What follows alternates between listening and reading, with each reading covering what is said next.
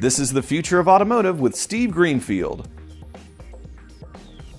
Welcome back to the latest episode of the Future of Automotive on CBT News, where we put recent automotive and mobility news into the context of the broader themes impacting the industry.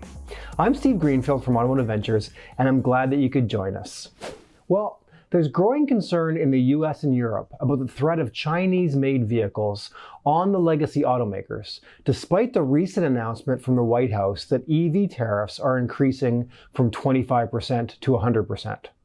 Out this week, a study from consulting firm AlixPartners, the Chinese automotive brands are expected to achieve 33% market share across the globe by 2030.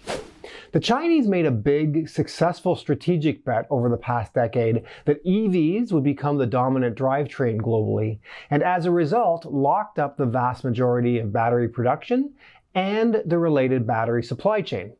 But even as the US enacts trade policies to protect the domestic market, Chinese automakers continue their steady march to global dominance on the strength of their electric vehicle product offerings.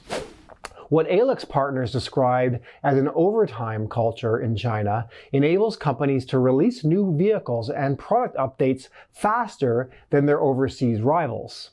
China has popularized what has been called the 996 working hour system. The 996 working hour system is a work schedule practiced illegally by many companies in China. It derives its name from its requirement that employees work from 9 a.m. to 9 p.m. 6 days per week. That equates to working 72 hours per week.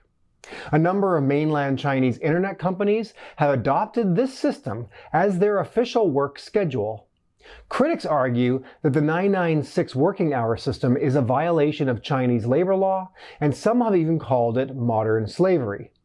What AlixPartners described as an overtime culture in China enables companies to release new vehicles and product updates faster than their overseas rivals. Some battery materials companies there have been accused of engaging in forced labor.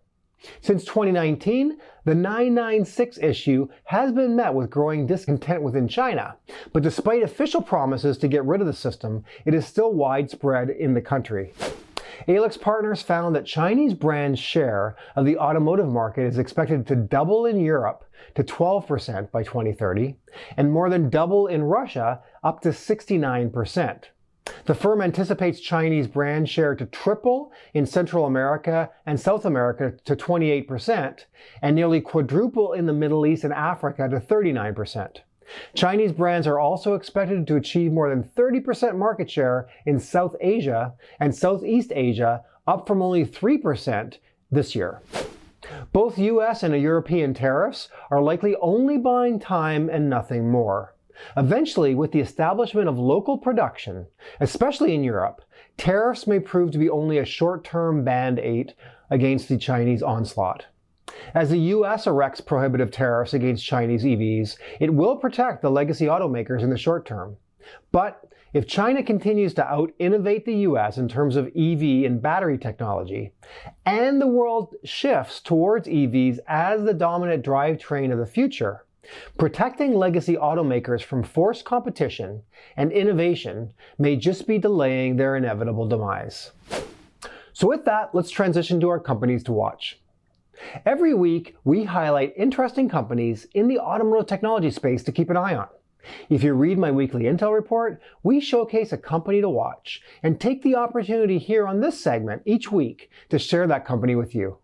Today, our new company to watch is Quantive Risk. Vehicles today collect enormous amounts of data. Quantive Risk takes this data and uses it to evaluate accidents. The company evaluates accidents with vehicle performance data points to give you a clear visual representation of what actually happened.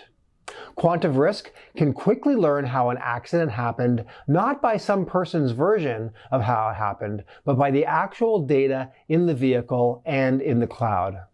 They take data from crashes and analyze the relevant metrics that include angles of impact, speed of the car, braking, and rotational forces. If you'd like to learn more about Quantive Risk, you can check them out at www.quantiverisk.com. So that's it for this week's Future of Automotive segment. If you're an auto tech entrepreneur working on a solution that helps car dealerships, we want to hear from you. We are actively investing out of our dealer fund. If you're interested in joining our investment club to make direct investments into auto tech and mobility startups, please join.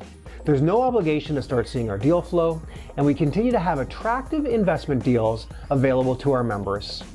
Don't forget to check out my book, The Future of Automotive Retail, which is available on Amazon.com, and keep an eye out for my new book, The Future of Mobility, which is almost through editing and will be out soon. Thanks as always for your ongoing support and for tuning into CBT News for this week's Future of Automotive segment, and we'll see you next week.